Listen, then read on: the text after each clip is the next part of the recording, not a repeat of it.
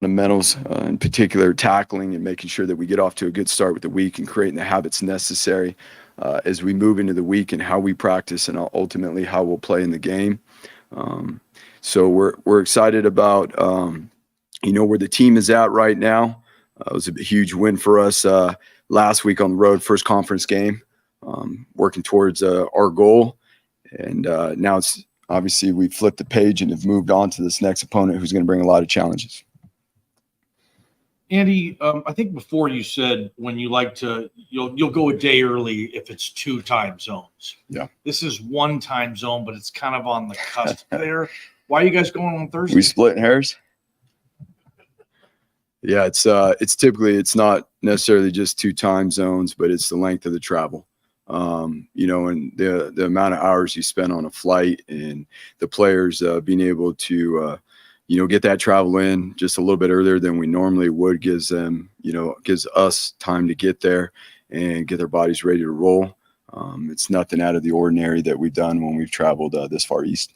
Facing another returning starter at quarterback in Hennigan, I think it's his 3rd year starter. Yeah. All of them have been a little bit different. So what does Hennigan bring to the table for them, and what does he do maybe better than some of the other ones we've seen? Yeah, well, what we've seen, in our film studies thus far is that he's efficient at getting the ball out quick. There's schemes that allow him to take the free access throws, the way they create free access and or how coverage is playing. He's able to see those things and get the ball out pretty quick, disperses it around the field. He's got top targets that he likes to go to. I mean, their wide receiver core is big. They're fast. They have the ability to stretch the field vertically, but as well as spreading the ball around to the tailback, and getting him his touches, not just out of the backfield, but in the pass game as well. It was like going back and watching some of the action runs in that game. I mean, get quite a few yak yards or missed, yards after contact as well. What was it like going back and watching that? Yeah, I mean, it was obviously congrats Ashton for getting Player of the Week in our conference. That's. As we said, he was a workhorse the other night, but it also comes down to the O-line play, the tight ends, and the wide receivers blocking. But Ashton did a great job of, when there was space, he attacked it. When there wasn't, he ran behind his pads. He ran really hard the other night. It was exciting to see. He was able to be explosive, in the run game, and we were still able to get him the ball in the pass game as well. And he had a lot of touches in that game. And just kind of like, man, how did he do that? I mean, there was a few of them, but the one that was really impressive was there late in the game when he was one-on-one with the linebacker in the hole, and we needed a first down as we were in the 4 minute to continue to chew up the clock, and it was him, the linebacker in the hole, and he got the best of them and obviously was able to keep the chains moving. That was pretty impressive because on a play-to-play particular schemes, you're going to have to make somebody miss, or obviously you're going to have to be able to go in tight quarters like that, be able to run behind your pads, and he was able to do that. He was able to convert some long 3rd downs against you guys last week. I think you guys, obviously 3rd down's been a little bit of a struggle. I think you're 84th in the country. What are you seeing on 3rd down in terms of trying to get off the field? Yeah, so it's a combination of, what we're doing in the pre-snap. It is always about what we're doing in the pre-snap to create different pictures once the ball's snapped. And that goes in line. It's not just the coverage, it's the front, it's the pressure, being able to get the quarterback off his spot, being able to maintain the pocket as well. Within our leverages and our rush lanes, and then obviously being able to execute our coverage techniques. I guess it's common sense, but I mean, defensively, some of the issues you guys are facing, how much, if you could get off on 3rd down more often, get off the field, how much? That's always, we call them the money downs for a reason. I mean, that's always a primary goal on both sides of the ball. And what we need to continue to do is just grow a little bit each and every week within this. We're obviously getting off the field on 3rd downs. We've been able to do that in the past successfully. We know what that recipe looks like. As coaches, we'll do a better job making sure that, we're aligned and we're preparing that way with what we're doing in the meeting rooms and taking it to the field. You talked about Ashton being a workhorse. That's a word that we love to use in the media, and you're going to map things out game to game every Saturday. But is what he did on Saturday or this past week sustainable, or do you need a more established run from other people? That's always the question, right? But it's from game to game what's successful. And when you're in a game and you're having success doing certain things, I don't think you go away from it, right? And so, yes, do we have other options, and do we need to get those going? But again, when we're in a game, and we're not going to stop doing something that is successful. And that's the way the game played out the other night. And thankfully so, like the line of scrimmage, our offensive front played really well. The wide receivers blocked well. But yes, being able to target some other guys, I mean, that's always a part of the game plan. And last week in this exact meeting, you were asked about offensive identity. And then after the San Diego State game, you said, we're going to run to win. Do you see this team pushing the run more and more each week from here on out? Again, when you get into a game like that and you're having the success that you do in the run game, there's no reason to go away from it. Being able to build off of what you're doing in the run game now, like that's a big part of it, right? And so we're not going to go into the game just saying that we're going to run the ball and that's all we're going to do. But naturally by the course of the game and what's successful, what someone's having a hard time stopping, you're not going to go away from that. This week, there's going to be a huge emphasis on how it all comes together with the wide receivers, the quarterbacks. Obviously, protection is at a premium when you're passing the ball. This week, we're facing a defensive front, that could very well be the best we've seen all season. Again, TFL-wise, there's a reason why they're successful on third downs in the passing down situations.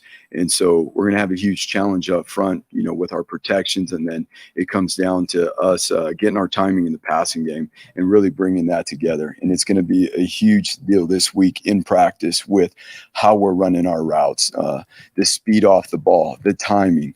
Obviously for both sides with the wide receivers and the quarterbacks, making sure that we're on point and we have, the trust that we're going to be where we need to be and so that we can execute in the game. Timing, was that something you thought was off on Saturday or on Friday? Well, we got a little more press coverage and tighter coverage than what was shown on film. Now, naturally, we got to be able to handle whatever coverages we're getting. But there was still some opportunities that, we felt like we left on the field that we've got to be able to see things and be more efficient with the ball and getting the ball out on time. Again, that's going to be a huge part this week. We're going to have to get the ball out on time because of the defensive front we're facing. So each and every week, you play a different opponent. They're going to present different challenges. But the overall is that, yes, we want to continue to grow forward within the pass game? We must. That's going to complement the run game, as we move forward week to week. What do you see defensively for Memphis? What are you expecting? And maybe what do you think they do best? You mentioned twice their defensive line. Yeah, their defensive line. We're going to see primarily 4 down front. We'll see some cover 4, some post defenses, some cover 3s, and then we're going to get, they got some 5-man pressures with some 3 deep zone behind that we're going to have to handle. And so for us, it always starts at the line of scrimmage, whether it's in the run game or the pass game, as we talked about. And then from there, being able to be efficient, in both the run and the pass, and what we're doing in the pass game that allows us to be efficient, again, comes together with the wide receivers and the quarterback. And then, like we spoke on, our O-line is going to have another tough challenge this week in our tight ends with the guys we're facing up front. Their passing, and obviously the pass defense has still been a bit of a struggle for you guys. Just what do you guys have to fit? What exactly do you see that you have to fix there? Yeah, it's a consistency all around, not just the pass defense starts up front. Again, like you got to be able to get pressure on the quarterback, move them off the spot. The other night, we didn't do a great job of keeping our leverage and keeping the quarterback in the pocket. There was too many throwing lanes and obviously lanes that he was able to get out and run. And then in the secondary, we got to do a better job teaching and creating more of consistency of how we're playing certain techniques within coverages. Go up high point balls, run away from guys, but really it's been kind of in a position to make guys miss, I guess. Yeah, we saw it a couple times. Yeah. Spin move. I don't know. Where did that come from? Obviously, he was able to pull that off twice and did it pretty effectively. Yeah, I mean, there was a couple plays to which you're talking about earlier, just yards after catch, and what he was able to do there. Again, when there's a lot of numbers in the box, then we've got to be able to do those things on the perimeter. You get some one-on-one situations. That's where the efficiency in the pass game's got to pick up. Find the space that the defense is given, be able to be efficient, connecting, and then being able to get those yards after catch will be a huge part of it as we move forward. Everyone's favorite topic, but punting. James Ferguson Reynolds through 4 games is obviously leading the nation. How valuable has what he's been? Yeah, it's been huge. I mean, he flipped the field really in a tight game last week. He was able to flip the field, create field position, whether we were backed up and flipping the field and or pinning the opposing team deep in their territory. With that comes too, we've got to do a better job in our coverage as a punt team. With some of those kicks, our urgency, the protection, on the punt team is always the primary factor. And then as we transition into coverage, we've got to do a better job with that, being that, he's capable. One of those was a 67-yard punt. Well, we got to get down the field and cover these things and do a better job again with our tackling and our leverage. Getting Mason back for you guys this week, and Yeah. also, moving him to guard, was that just kind of the way Garrett's been playing at center? Yeah, of course. Like Mason comes back in now. Mason, to be honest with you, Mason hasn't played since the 5th week or the 5th practice of fall camp. So unbelievable job by our medical team and our trainers getting him ready to go. He really started individual the week before on Thursday, Friday, and then to be able to jump in. So we didn't feel like it was the right thing to do to move Garrett, who's been playing well at center. Obviously, Mason has played guard. Mason can play either one inside, but it was huge. Showed to be very effective in his first game back, and we're excited about that. The return issues, the defense a little bit, like 100 yards to San Diego State on kickoff returns. What are the specific issues there that you're trying to clean up this week? Yeah, so we've already spoke on the punt team. Positive is James got a strong leg. We got to be able to transition from protection and get down the field into our coverage and make sure that we're in our coverage lanes. And it's not much different on our kickoff team. We understand each and every week we're going to face returners who are explosive. The last returner we faced, we knew the type of speed that he had, and we cannot give those guys space. And it really comes down to being able to play with speed down the field. When you're on your coverage teams, naturally there's a lot of space on the field, right? So being able to play with leverage, understand returns and where they're going, be able to break and beat leverages, and obviously maintain your leverage. Why is the offensive line been so dominant? Or maybe to use your word, why have they been so consistent? When we've had different guys playing there because of injuries, I mean, we've gone, 7 deep into the O-line, 8 deep. And it's just, I will say this, it was from the beginning of the year, Garrett, Cade, Ben, those guys have done a great job creating an identity, creating a standard in that room, and how they prepare each and every week, whether it's on the field and their expectations. We're going to have to continue to grow that. It's not just going to happen from week to week. We got to continue to grow that as we move along. But it's also how they spend the time. That group probably spends the most time watching film together, in the film room, and the leaders lead that stuff. And naturally, what you put into anything is what you get out of it. And so that's a great example. We felt all along, as we've gone through the course of this year thus far, that, our O-line in particular, Garrett and Cade, those guys are not only leaders of the O-line, but they're leaders of our team because of how they prepare, how they perform at practice, and obviously how it leads into the game. Memories, thoughts be like for you going back to the Liberty Bowl? You know what? I haven't even thought about it. I haven't even thought about it. It's been a long time since the last time I was there, but it's part of the special deal of getting to play and coach. You get to go places you never would have went without being a part of this game. You get to meet people that you wouldn't have been able to meet without being a part of this game. And that's one thing too that, we talk to our players about all the time. This is a grind, and it takes being your best each and every day to continue to grow and become, what you're capable as an individual and as a team, but also they're the places you get to go. We obviously have a challenge of traveling across the country this week and going to a place that, a lot of guys on this team and in this program haven't been. That in itself is going create challenges, whether it be travel or whatever it may be. But yeah, I haven't really thought specifically for myself. I've just been focused on the things that from one game going into the next game and the next opponent on what we need to do to be better. What do you remember about that interception return now? I was very tired. That is the one thing. I was very tired before it happened. And it was at the end of a drive. I don't know how many plays into that drive we were, but I was very thankful I made it there, and I was very tired afterwards. You've been with the rise of Marco. I mean, this guy 3 weeks ago, I think he had 3 career tackles, and now he's your leading tackler. Mm-hmm. I mean, again, it's what you put into it is what you get out of it. This game requires so much of you day in and day out, and that's not a chore to Marco. Marco has fun with it, and maybe it's because of the position he was in last year when, you know, he got hurt and got the game taken from him, and the grace he has each and every day to work, to prepare, to become his best.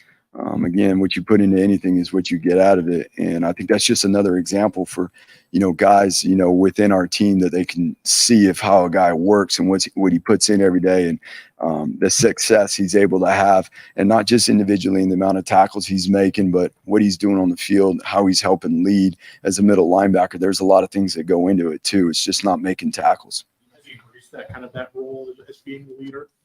Yeah, I mean, it's required as a middle linebacker. You know, you got to help set the fronts. You got to help handle coverages. There's a lot of things going on around you. You know, our inside linebackers and our safeties handle the operation of our defense. You go places they've never been, that kind of stuff. I mean, it's first ever meeting against Memphis. I mean, there was a year where you guys were both fighting for that group of 5 spot a couple years ago. I mean, just in general, the matchup with Memphis and the series and going to play them there. What are your thoughts on that? Yeah, like we said to start, I mean, this is a top 25 team. They've shown, you know, with the teams they played against very well last week, they're in position to win. Very, very well could have beat Missouri. And you can see it from how they built the roster and the things that they are doing on the field early on in the season here. They've done a great job. As we said, this is going to be a huge challenge for us as we go on the road again. You know, Drink, you know, Kirby, they just beat these guys. Do coaches typically, would you hit those guys up and say, XYZ, did that work? What do you think would work for us? You know how this goes in this coaching world. I'm going to leave it at that. You know, I mean, that's where, as we all know, this isn't an easy profession, and you have enough friends and people that you know from within your coaching trees and stuff like that, where whether it's the off season, during the season, you know, whether it's a text to say, hey, good job, man, or to show support, to help lean on each other. I mean, we're always talking to our buddies that are in the profession. In the way the Bush is scheming Genty, I mean, obviously they know screens are coming, but there's different screens every week. What are you liking about this, how Bush is being able to get the ball to Genty in certain situations that feel like they're confusing to the defense? Well, again, that's where, you know, with George being out of the lineup right now, Breezy being able to step up, T. Crow being out of the lineup, like, let's be honest. I mean, we got to be reasonable with, you know, what Bush has done a good job getting the ball to Ashton.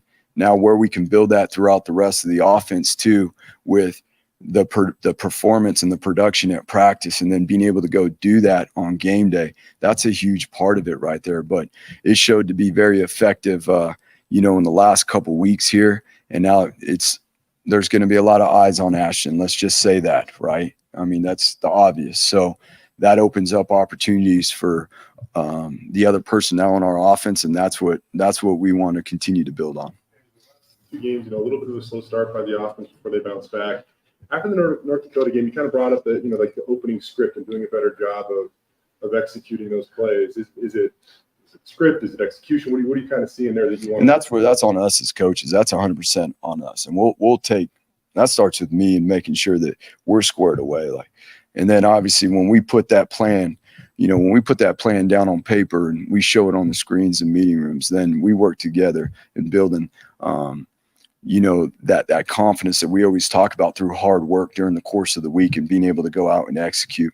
We're through, you know, 4 games here in the season. Most teams have played 4 games now, right? So being able to see the film and be familiar with what people are going to be able to do, we should have a great idea. Now, by the makeup of our offense, in our run game, week in and week out, I will say that we do get some different stuff from defenses than they've traditionally shown. You mentioned on your own the tackling after the game the other night. I know in the season it's hard to do real live periods in practice and stuff. So was it something you saw? Was it just a random game where guys were missing tackles, and how do you kind of in the middle of the season correct the tackling? See, that's something that we're on. It is tackle football, so we're on it all the time. And I'll be honest with you, there's habits in practice that, you can go back and look at film and be like, okay, what you put into anything is what you get out of it. And so it's not only the drills we do, whether it's a controlled setting drill or it's a team drill, whether it's a group drill, whatever that looks like. It's number one, identifying what are the things that we need to do better in tackling from a fundamental standpoint. There's always the tracking phase. There's always the punch and the finish phase. Okay. Specifically within those three things, what are the things that we're going to focus on? And then how are we going to rep that in individual, again, in group settings? And then most importantly, what does that look like and how we're finishing every single rep at practice and taking advantage of creating angles, practicing taking angles, taking the grass in our tracking, and then how we punch and finish at practice. Ran the ball more than he had all season. What did you make of his decision making on Friday? Yeah, I mean, there was some opportunities we created where we knew we were going to gain leverage for him to do those things, and then there was opportunities where it's a true read and he did a great job. There is as we've spoken all along, that quarterback run number and how you use that within an offense could be to your advantage, and then it's the balance of how much you use it and how much you build things off of that. Yeah, it was pretty impressive.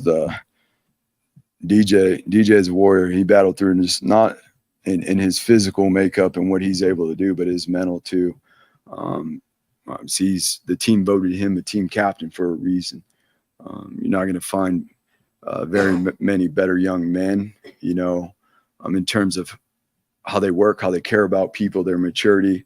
Again, when we talk about the older guys helping the younger guys grow, there's a great example, in terms of what Marco gets to see, what it looks like, what it should look like. Static and Billy, two veteran wide receivers.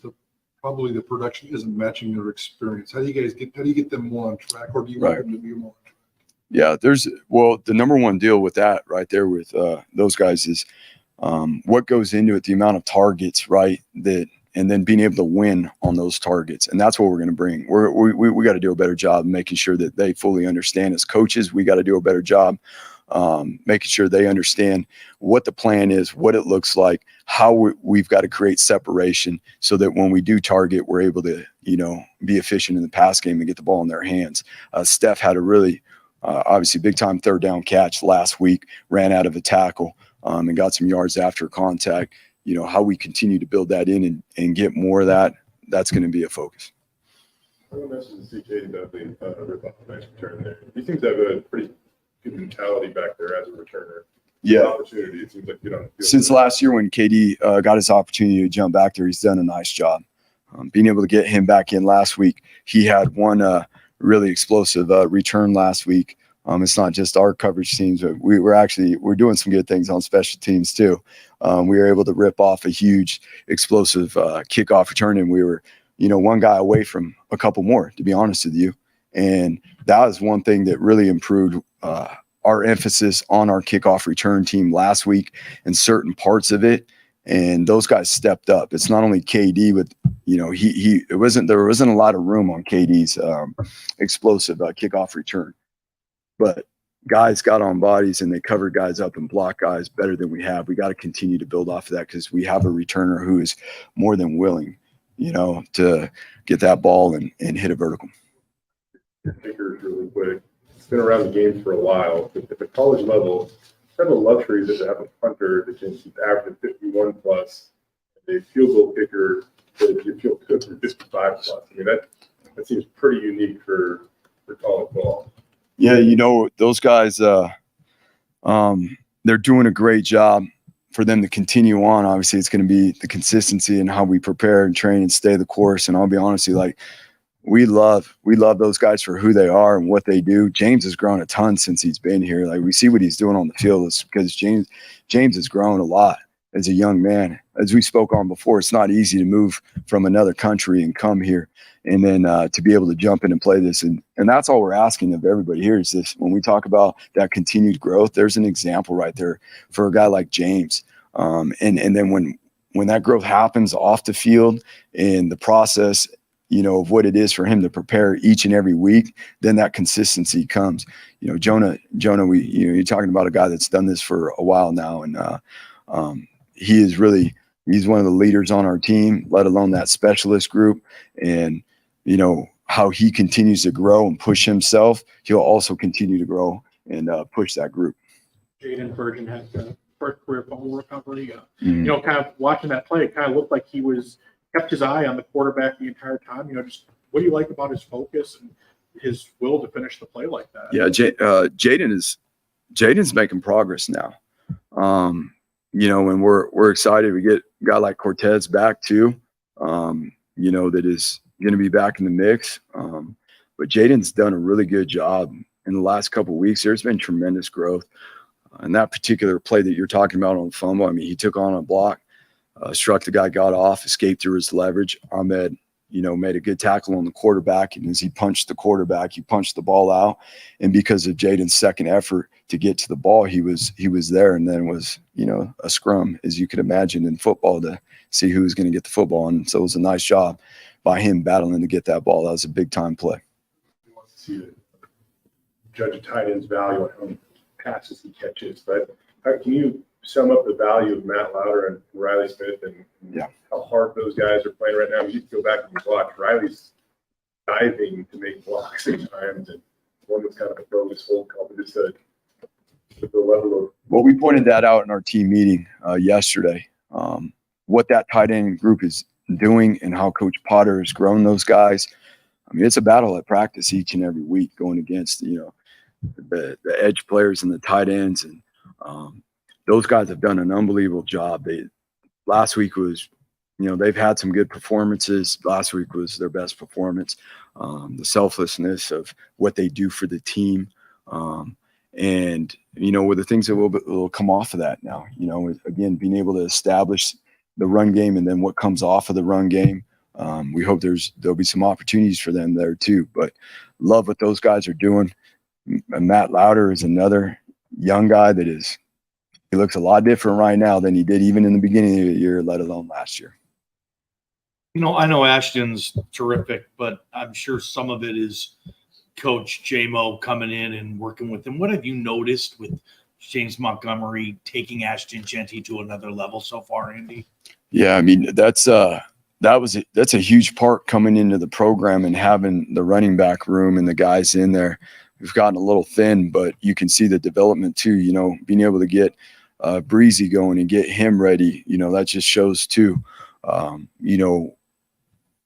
only in the run game, like obviously it's visible to everybody when these guys have the ball in their hand or in the pass game and being able to get them the ball that way as well. But they do a good job in protection.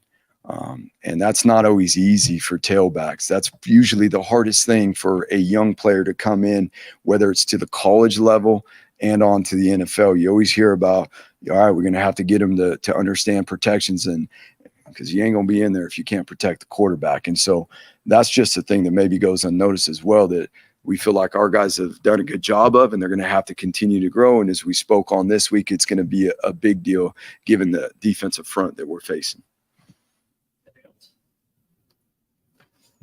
All right, thank you.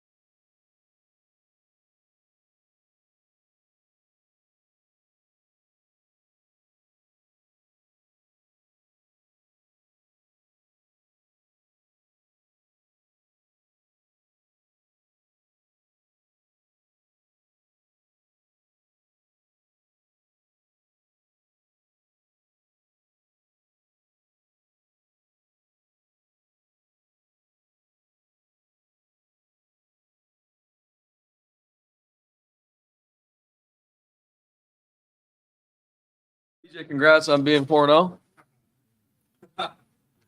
Big deal. I saw the 2 quarterback thing going on. That's a nightmare. Yeah. Yeah, there you go. Appreciate you guys taking the time.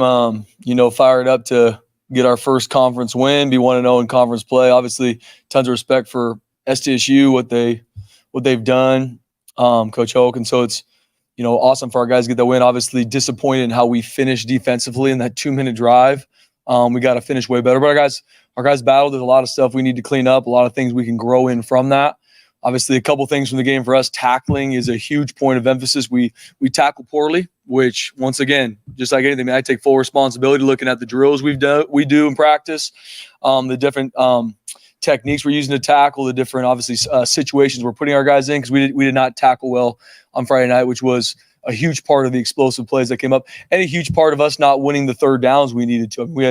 We had multiple drives where we did a great job on first and second down, and then had them in third and long and lost. There was actually one drive we had 3 third and longs and lost 3 of those. Like, you can't do that. You work your tail off to get a third and long. Those are money downs for us. We got to be better, and I got to make sure our guys are in better spots. But proud of how our guys battled. Those are some things that we got to clean up going forward. 4 weeks into the season, and the pass defense still continues to be a struggle for you guys. Andy was mentioning, great quarterback you guys are facing. So what's what needs to be fixed there, do you think? Yeah. Once again, it's not just one thing or one player or just a position group. It's how we work together. No different than a very similar conversation we had after the Washington game. There's obviously some things in the back end from a coverage techniques situation we put them in, and growing those from an eye control standpoint, what they do. But we also got to create more pressure on quarterbacks too. We got to get them off platform. And so we're looking at it holistically in regards to, okay, what can we do a better job in regards to eliminating these explosive plays in the pass game? Because that's really where it's been hitting us. So we're looking at holistically in regards to play calls, to techniques, to eye progressions, to make sure it's simple for our guys, to where they know exactly what their keys are, how they should play these techniques in regards to these different situations, so we can play them better.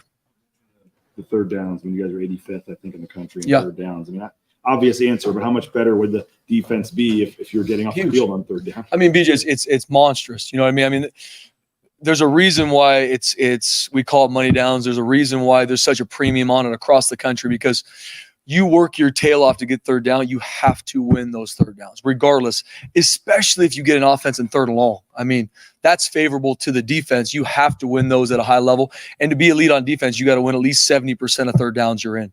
Obviously, we're not doing that right now. Once again, start with me in regards to situational awareness, play calls, and then in those moments, our guys executing it, making a tackle, playing their techniques. So we have to have huge improvement there. Huge improvement. How much of the third downs, though, was the tackling, or how much of it was the scheme and just San Diego State getting? I mean, it was a mix of both, guys. I mean, there was a lot encompassing when you give up the third and longs that we did. Once again, I take full responsibility for it, because obviously our guys didn't execute when they needed to, which 100% falls on me, because we got a great group of guys. And I know I'm probably sound like I'm beating a dead horse when I come in here every Monday, but this group of guys went going through this stuff with them yesterday, walking through it, the stuff we need to clean up and fix, because we know great offenses, we're going to see the same stuff. The stuff that we've struggled with in mixed downs, first and second down, or on third down, we're going to see it again. And so us making sure that we get this fixed, we know how we're supposed to play these techniques in these situations. And then obviously finding time to make sure we're consistently repping how we tackle across all levels. There was also multiple sacks we missed in regards to tackling. So it's holistic. I obviously take full responsibility making sure they're in better positions in these third downs. And then it's up to our guys having the confidence from practice to go execute it on the biggest moment in games.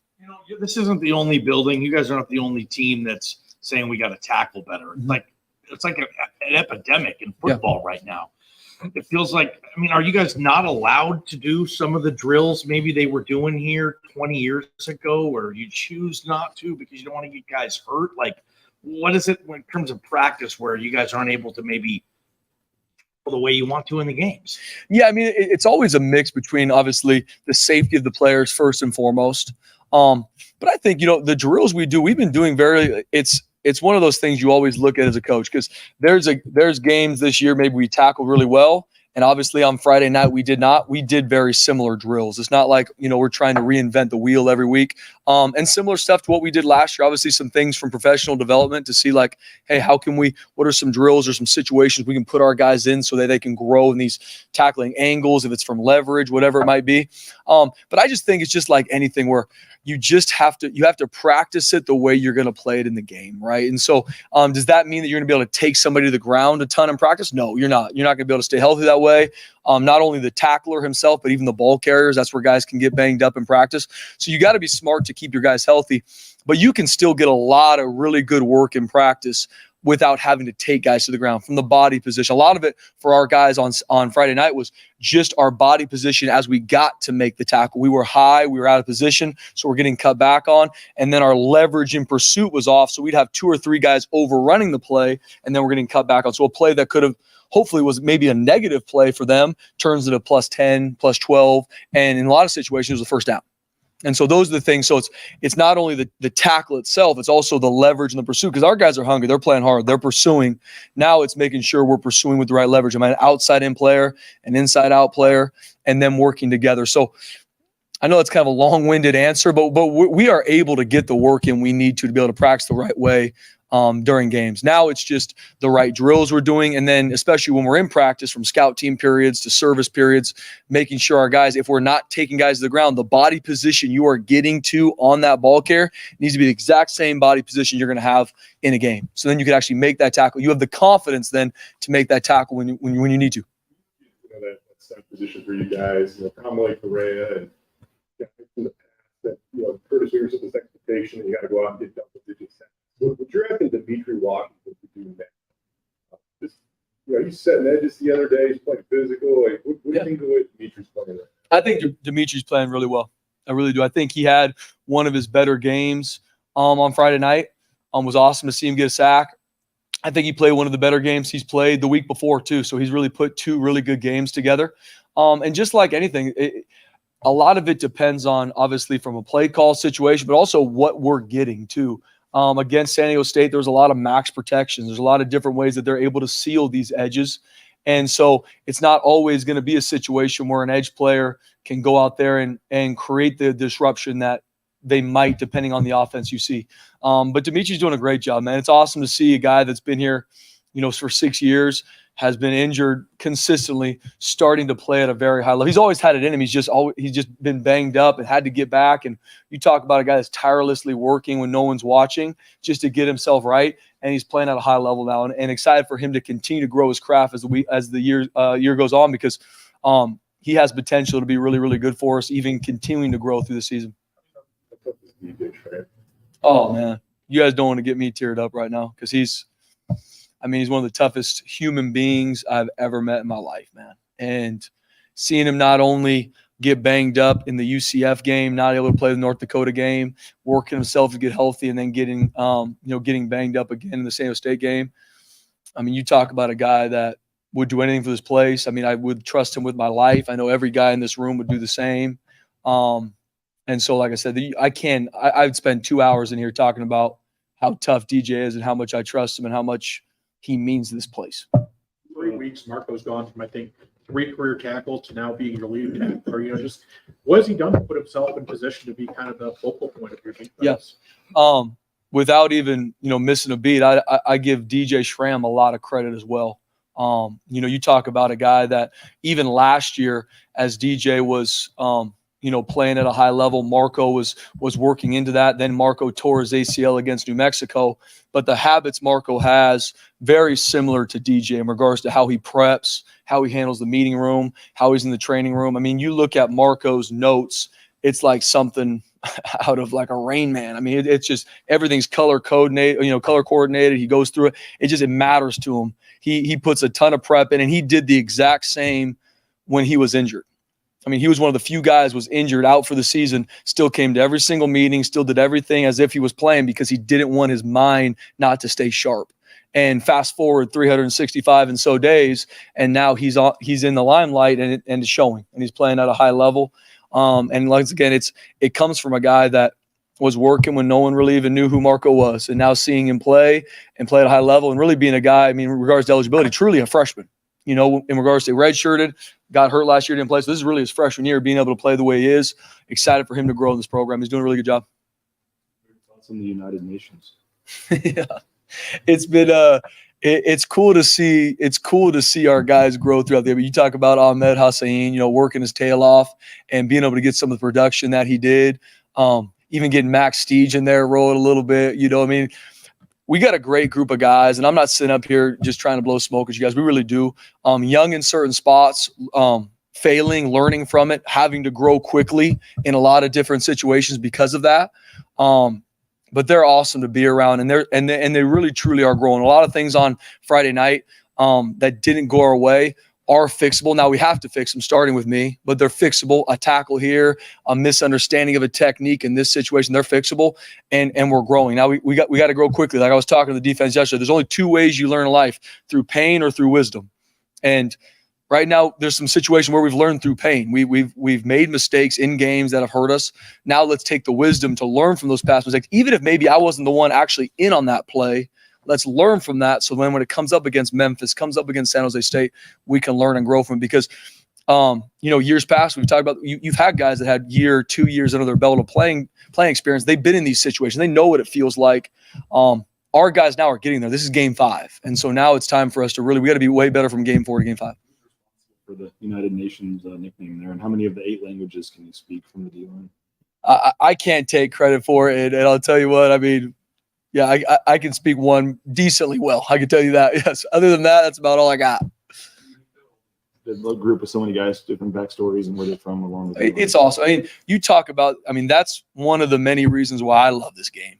I mean, you talk about, I mean, just using Ahmed, a guy from Egypt that came to the States as a junior, didn't speak a lick of English, and is at Boise State, had no idea what or where Boise State was prior to signing outside of videos, came on campus, I mean, saw the blue field and was like, what in the world, what's going on here? Like from a Max Steege, who first time to Boise, Idaho was on his official visit. You know, you look at these guys like, when's the situation that maybe I would have met a Max Steege or an Ahmed Hussein if I wasn't coaching football or wasn't a part of this brother? I probably never would have, just because of happenstance or whatnot. Probably never even have met them. And they're phenomenal young men that God has such a great plan for their life, and seeing it come together, like, that's football. And that's the beautiful part about this game. You got 110 guys that are from Texas, California, Hawaii, Germany, Egypt, and they come together as brothers. And you look at the guys as they hang out. I mean, Ahmed Hussein, I think Marco and Mason are roommates, and seeing them hang out and be friends, like that is created through this beautiful game of football, because you create these friendships that doesn't matter where you're from, what language you speak, what color your skin is. We're all brothers. We're in this room. We're a part of this family together. And that's the beautiful part about this game. With Ahmed last week, and he was saying like how badly he needed some production to validate the work that he's putting in his practice that happened in North Dakota. For a guy like Jaden Virgin, what is his ceiling, and for him to be a little productive with his family and friends, for that matter, last Saturday, Friday, what will that do for him? What is his ceiling? I think Jaden Virgin has the potential to be a really, really good player for us. Obviously, as a redshirt freshman, so much is still untapped. But you talk about, I mean, he's one of the most explosive athletes on our team. I mean, in regards to just testing numbers, him running, his explosiveness, and seeing him grow even from fall camp to now is exciting. I mean, Coach Frazier, Coach Av doing a great job with him. I mean, a guy that from high school played a lot of tight end, a little bit of defense, and then coming out here now as a redshirt freshman and being a guy that I think can truly grow into being a guy that can win one-on-ones consistently on the edge in regards to pass rush, which is what we need and what we put a high priority on with our edge guys. And so you see a guy from San Diego, you know, plays a lot against San Diego State, gets a fumble recovery in a huge moment that Ahmed was able to force out. You know, some of those plays, I think, just builds your confidence that, okay, not only am I going on the field and I'm playing, now I'm actually I'm growing, I'm playing better, and that builds your confidence to then, you know what, I want more of this. I want to make sure I'm studying even more in this film room. I'm growing all my habits, because potentially, you know, he's got it all. What did you see from Jaden on that fumble recovery? I mean, it looked like, you know, from watching the replay, kind of, no matter which way the lineman was trying to turn him, he just always kept his head on the quarterback, always kept his eyes on the quarterback. You know, just what do you like about that intensity that he has? No, that's all. I mean, that's something that at the end of the day, when you talk about defense, you got to create takeaways. And especially when you find a way to get the ball on the ground, we got to get it. I mean, we talk about that all the time. That's a huge emphasis for us. We rep drills of it. But in that moment, it was a guy, Jaden Virgin, wanting that ball more than anybody on that field, and he got it. No matter who was jumping on him, who was piling on, that thing was swirling around. And he found a way to get it for our team, which then put our offense in a great situation. I think the ball was on the, minus 24-yard line going in, huge swing in the game. It was just his want to, which is huge.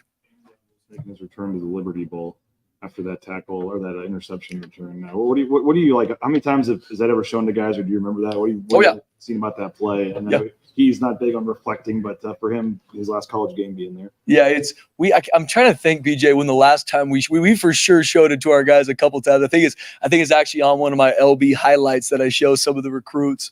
And I'm like, who is that? They're like, I have no idea. I'm like, well, that's the head coach you're about to go meet with here in a couple minutes. You know what I mean? But we show it to our guys a lot, regards to even just Coach Collins, who coached Coach Avalos, the defensive coordinator, he'll show it. But I think it's exciting to be able to go back there. And I'm sure that video will pop out here, one of these team meetings or defensive meetings as the week goes. Anything else? Ashton Jeanty, luckily you don't have to try to stop him. Jeez. Well, what's your take on this, Spence, what he's doing? I mean, guys, when I'm sitting in that box watching what he does, I mean, it is awesome. I'll tell you what, being on the other side of it, having to defend him and even going through fall camp and spring ball going against him, I'm not going to speak to where he ranks or where he is nationally and what that. I think some of the stats speak for themselves. But you talk about a young man that, does a lot for this football program. And if I'm a defensive coordinator going against Ashton Jeanty in that offense, that's going to be a lot. Because at the end of the day, you look at a guy that not only can catch the ball in the backfield very well, and I know Coach Hamdan's going to hit this, the screen game's lethal because of obviously what TG can do as well, but a guy that even when stuff goes wrong, okay, there's unblocked guys. We didn't block the linebackers. He still makes ways to create plays and big-time plays. We're not talking just an extra 2-3 yards. That thing might go an extra 30 just because his want to and who he is as a football player. That's a difference maker. Because you don't have an answer for that. Okay, you put a guy in the right spot to make a tackle, but can he actually make it? It's proven that that's not as consistent as you wanted to as a defensive coach. With DJ during the North Dakota game, he was communicating with your defense. I mean, is for a player to do that, it just feels like he actually has real value. I mean, DJ, like I said, guys, you don't want to get me teared up on a Monday afternoon, man. But you talk about a guy that the respect his teammates have for him, not because DJ has made these tackles or even because he's been voted a captain, is because a lot of these guys have seen him work over the years. They've seen him. So they don't need to listen to DJ and his words. They've seen him work. So when he tells them things or he tells them checks or he tells them what it takes to play this game, they've already seen him do it. And so a guy that is a huge leader of our defense and a huge leader of our team, when he's hurt and he's banged up and can't play, when he tells a player, hey, think about this or do this, or even in that game, I got him on the phone and said, hey, talk to the backers about this. They're listening to him. And not even just the linebackers, the secondary rule, the D-line, because they know he knows exactly what he's talking about. One, because he's played a lot of football. Two, because he's put more time than anybody in studying this thing too. And so that creates that confidence within your teammates. So when he says something, they believe it, and they trust him with it. All right. Thanks, guys. How's the rest of you guys been?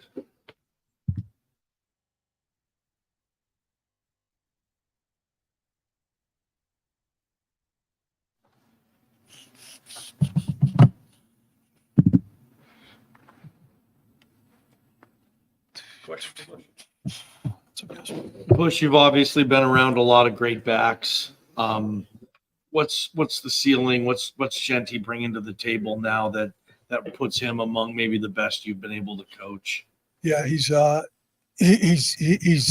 can do it all.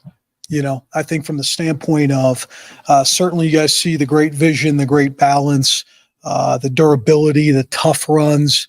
But again, when you can play with a guy like that, spread him out, his natural pass catching ability, at times it feels like you're playing with an extra guy out there when you have a running back that can do those things.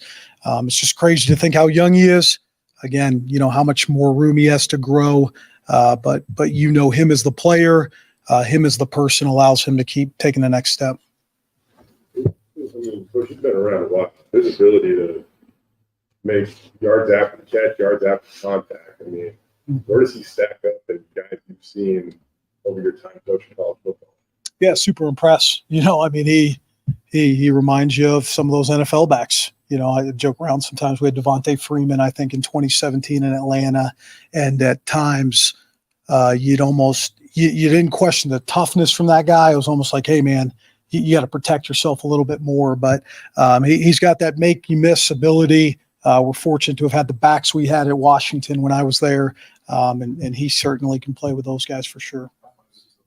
Some of those runs, but is there one that kind of sticks out to you, the idea of it? Yeah, you know, I just thought that 4-minute run there at the end of the game, you know, it just seems like, okay, it's a 2-3 yard run. You're like looking down at your game plan to figure out, hey, what's my third down call? And before you know it, you know, the guy's pushing the pile and creating a first down. Things like that are constantly happening where you think it's maybe a 3-4 yard play. He makes a guy miss, and you kind of hear the guys in the box erupting, and you almost got to shift your focus on, you know, what's the next play call 30 yards down the field, if you will. You're talking about kind of his, you know, just where you want him at in terms of snap count and stuff like that. But just in general, the wear and tear he puts on his body and that workload and what he did, I mean, you want to keep feeding him as much as you can, but also, like, how sustainable is that versus how much do you still need, like, other guys, the passing attack and other parts of this offense to work to make this all work? Yeah, we need it in a big way, you know, and I think, you know, what Breezy's been able to do and go in there and provide quality reps has been critical, right? Every rep you take off of Genty right now is a critical rep. Certainly, you know, we know what we got to get done, right? We got to improve, certainly throwing the football. I think we get that done. We take some pressure off Ashton. Now we're really playing at a high level. So, you know, I think we're very aware of what needs to get done. We're also, it's a give or take, right? Because as you're pushing to improve those areas, these are tight games, you know, and every call matters. And right now you rely on the guy who's going to make plays in games like that on the road against a really quality opponent. A lot of production that Ashton has given you and take away that even the production EMAC has given you, you're left with less than 600 yards of offense through 4 games. I mean, is there a number of reliable weapons that you'd like to have offensively, or? Yeah, I think we got to keep developing. I think that's a tough one, right? It's almost like saying, hey, take away maybe Peyton Manning when you're in the heyday, or Marvin Harrison at the time. But I think, look, we got to continue to develop, you know, and I think we got the players there. We got to continue to give them better chances. But again, I think certainly getting some of these guys back is going to be critical as well. Continuing to spread the ball out is going to be critical. We know what it is, you know, and I think we can't be one-dimensional, and that's what we're looking to move forward. Ashton obviously broke, 100 tackles or whatever, but some of the holes, I mean, it looked like he was running through the Red Sea at times. What, how impressed were you with the tight end setting the edges and then the physicality from the offensive line? Yeah, I think, I think Tim Keene and Nate Potter probably don't get enough credit. I mean, they have done a tremendous job. I go back to however you want to look at it, the rankings of the teams we've played. I mean, those are 4 really, really good fronts, and I think you look at Washington and what that's going to look like when the NFL draft comes around with their edge players. You look at UCF.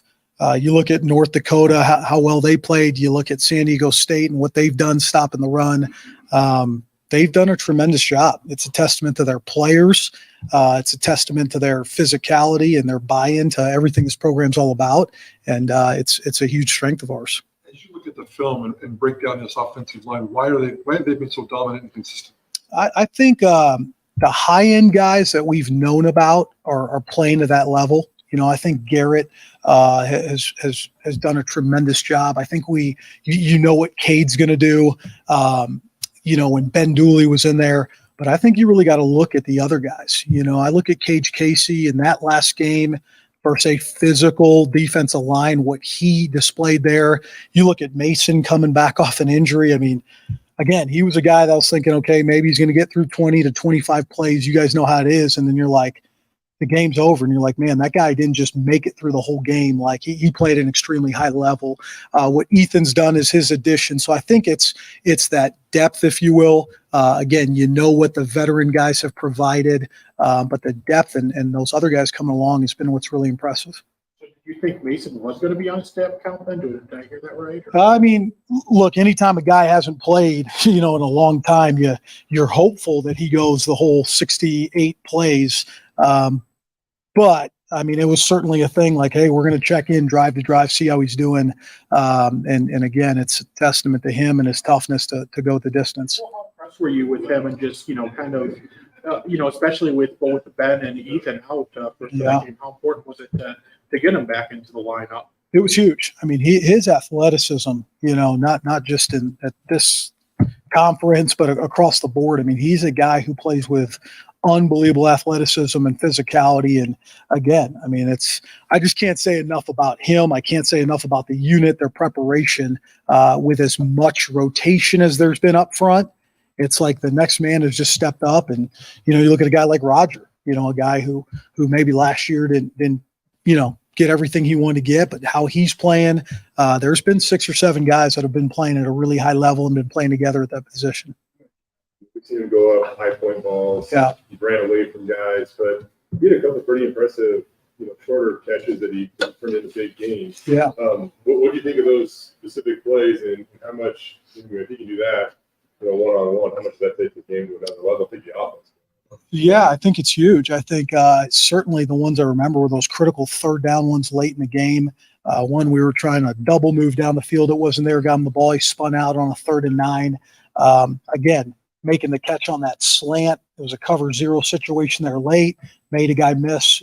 Took that down to about the 5-yard line. So I think we say it every week with that guy, right? It's just like constant state of improvement. And again, he's got a high ceiling, and you guys know that with some of the great players that have been around this program. And so you're absolutely right. It's his ability to run vertical. It's his ability to transition, run intermediate routes. And then now when the ball gets to him behind the line of scrimmage or within 2-3 yards, his ability to make people miss is making him a more complete player. Boise State and Memphis have obviously never played in football, but Denton, Texas, where the Memphis QB is from, is only about 15 miles away from where Talon is from.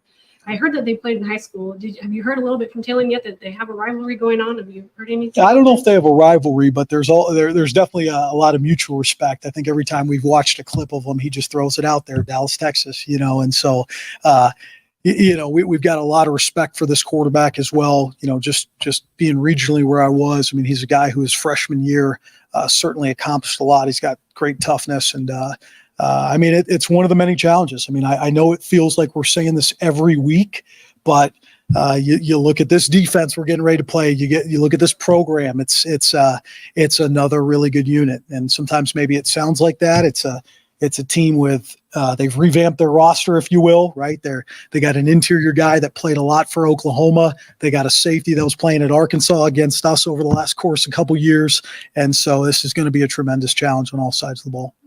You were a freshman right on the Liberty Bowl team in 2004. I was. What do you remember about going there and Andy's interception return? Yeah, I just remember.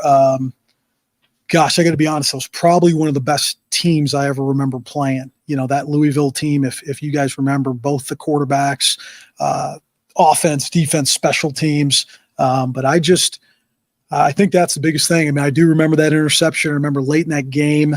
Us, I think, throwing like a Hail Mary at the end to try to win it. But 2 really, really good football teams playing at a high level. So, The last 2 games, a little slow start on offense before you guys responded. And you kind of brought up like the opening script and the execution there. What do you want to see out of that, Bush, as you guys, go to Memphis? Yeah, I think any time, you want to start fast for sure. You want to be able to, if you will, he's always talking about, we got a feel of how they're going to play us, what they're going to try to stop. And the sooner we can get to finding those answers, the better, just because not only putting points on the board early, but I think it sets the tone for the whole team. From a confidence standpoint, when you can get in rhythm, when you can execute early, especially in third downs and create long drives, I think it sets the tone. So I think you see it week in and week out how important those openers are, and we got to do a better job with that. Over 50% completion, but it seemed like there were a couple missed opportunities. How would you evaluate the passing attack after Friday? Not where we want it to be. I think you probably know that with the question. We got to continue again to find what are those throws, what are those plays he feels most comfortable with.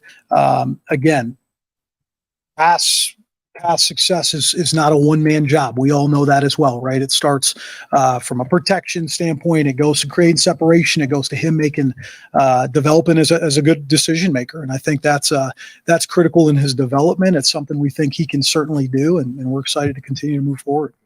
After the game, we're going to run the ball, or run first team or something like that. I mean, is that kind of where you see the identity shifting, is just a ground and pound type thing, and hopefully that opens some things up in the passing game? Yeah, I don't think, you ever say, hey, this is exactly who we are. Every game calls for different things. And again, I think when you're calling plays, you better be calling plays with a lot of factors. I probably say that a lot, like how's their offense looking? How's their quarterback playing? How do we feel about our guy? Is he comfortable? How are we running the ball?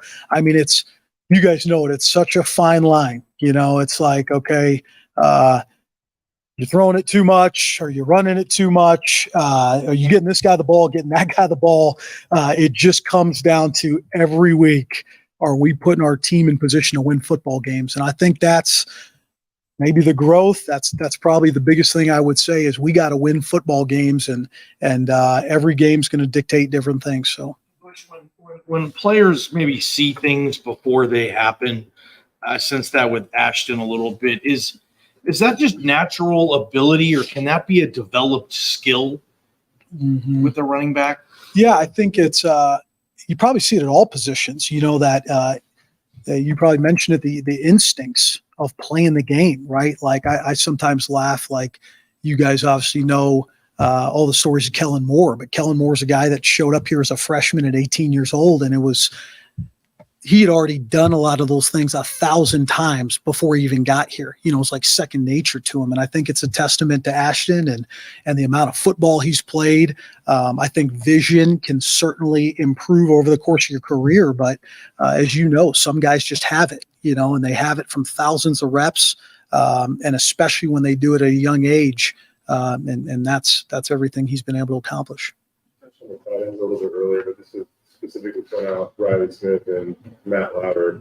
How hard did those guys play last game, and how much of a factor were they? Yeah, they're kind of like the unsung heroes, if you will. I don't know how much we talk about them, but I know this: if they weren't healthy, if they weren't able to go, we would have big issues. And I think those guys provide a lot of flexibility. They're willing to do whatever it takes to again, be in the run game and maybe get limited opportunities in the pass game as of right now. And so those two guys are everything this program's all about. And from a toughness standpoint, I mean, some of the edges they've created, along with what the guys have done up front, have been tremendous. Anything else? Appreciate you guys. Thanks, Thanks, Bush. Bush.